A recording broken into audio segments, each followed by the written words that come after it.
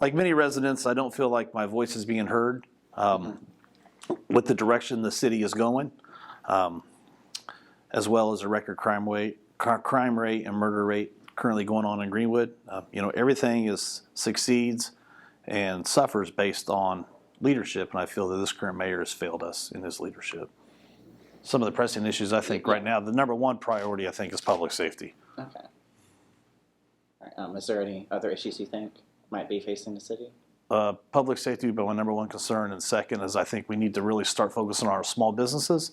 We need to give priority to small businesses. I think we need to allow our small businesses the same opportunities that he's currently allowing these large corporate groups, these people that are currently donating to his campaign. I think we need to allow small businesses to have the same tax exempts and some same benefits that he's kind of granted to these larger companies. Yep, we just need to ensure our local businesses have the same benefits that these corporate America companies are getting that are coming into to Greenwood. And as a small business owner, I feel like Greenwood was built on small businesses, and we need to kind of make sure we don't lose track of that.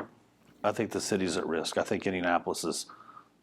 At first, I used to say the crime is migrating here from Indianapolis. I think crime rate. I think that crime is here, as you've seen recently. Just the other day is El Emporium. That is here. I think we need to kind of put people in place to kind of hold the line, so to speak, and county line, and kind of keep that crime in Indianapolis. I believe crime is on the rise, and I talk to police officers on a daily basis, and they're all concerned, especially with the understaffing that we currently face in the city with police officers and firefighters. First thing we need to do is probably improve morale within the police and fire department. Once morale is improved, then we need to figure out how to. Then I think that will help retain people. We need to reinstate the longevity, which the mayor took away their bonuses about 3 years ago. So now that's kind of that recruiting tool is gone. We need to be transparent with them because about 3 years ago, the mayor knew that public safety was an issue, that we were understaffed. That's why he kind of implemented the food and beverage tax. I don't know if you guys were around when he did that, but he implemented the 1% food and beverage tax, and he had the police and fire all out advocating for it. So he was going to give them all that money for staffing, not for equipment, not for anything else other than staffing. And to this day, he's yet to give them a penny of that money. So I just feel like they've really kind of thrown the towel in on this mayor and his leadership, and they feel like he has failed them in not kind of giving them the opportunity to. He has not given them his. He's not held up to his end of the bargain, to his word. With the food and beverage tax, are you talking about using that money for public safety? Because that's against the state law. When he implemented it, right. he went to the police and firemen, and I mean it's in the paper, you can read it. So he said that was going to go to staffing. Now, if they've said, that's got to go in a certain bucket, it can't be used for public safety, then they should use wherever that money goes. It should have came back to public safety. So if they could have taken that from the general fund or something to back his word up. The FBI did an average through the Midwest, and right now it's I think a 1.6%, or I'm sorry, 1.6 police officers per 1,000. I think based on our population, that would put us about 102 police officers. Right now we're about 75, so we're probably about a 70% staffing right now. But they did recommend City of Greenwood, based on our current residents that we have, it should be about a 2.2 multiplier. So we're a little over 50% right now. We at least need to have 5 firemen per shift on, and we need to have a fully staffed EMS crew at a minimum. So we're about 30 firefighters short, about 60 police officers short. And that's based off the FBI's report. I think you need to put a pause on a lot of things until public safety and infrastructure is where it needs to be. We need to have our police force where they need to be. We need to have our first responders where they need to be. Our roads need to be ready for these kind of things.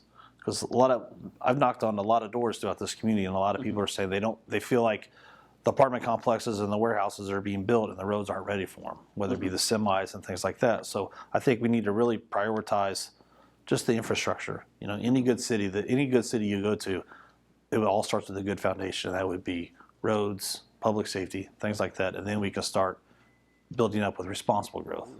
Because if you don't have a safe city, nobody's going to want to come. Nobody's going to want to move here. Nobody's going to want to build a business here or start a family here. Okay. And then it'll slowly start affecting our schools and things like that. Yes. Growth is good. I just think it needs to be responsible growth, not irresponsible growth. I don't think every city council meeting we need to be approving apartment complexes. I think we need to kind of take a pause on some things and get our public safety where it needs to be before we bring in more people into our community. Tax abatements, that's another thing that's not a bad thing, but it needs to be done responsibly. I think if you bring in a larger company, give them a tax abatement to compete against our local residents that grew up here in Greenwood. Let's say, for example, if you have a kid that went to Greenwood High School, went to C9, learned a trade, opened a business, has 10 employees, he has to pay all his taxes. So how does that benefit him, our local residents, to bring in a bigger company to directly compete against people that live here and give them a tax abatement to where now they can undercut the jobs and charge less money because they don't have the same overhead that our people that live right here in our community do. That's what I said earlier about, like, we need to ensure our small businesses have the same opportunities that larger corporations have to be successful. And when you give larger corporations tax benefits, how does that help our small businesses that are competing with those same exact companies?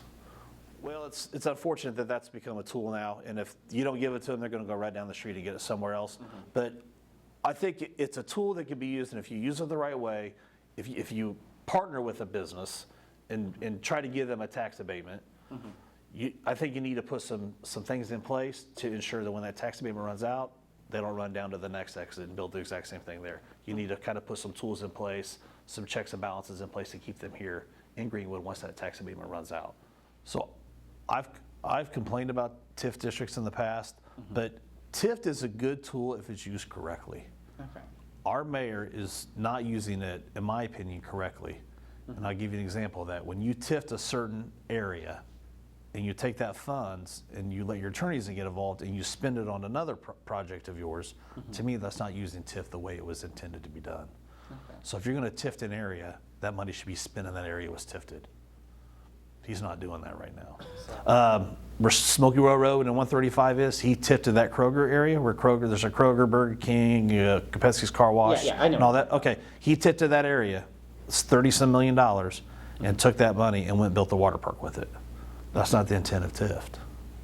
If that area is blighted, because that's what TIF says, you can TIF something if it's considered blighted. Yeah. If that area is blighted, you're supposed to use that money to rebuild that specific area. So if it's done correctly and TIF is used correctly, it's a benefit. They did it right when they did a lot of stuff in Indianapolis, but I think here you get people involved, you get attorneys involved, the people start looking out for interests of other things, and they're borrowing money over here and they're spending it over there. I think that's kind of disingenuous to do to the community. I mean, we're $260 million in debt right now with TIF funds.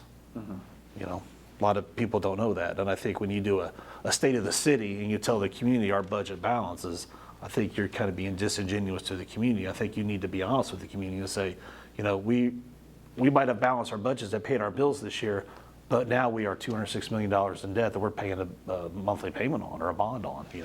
I just feel like when I knock on doors and tell people that, people have no idea that we owe $260 million in TIF funds.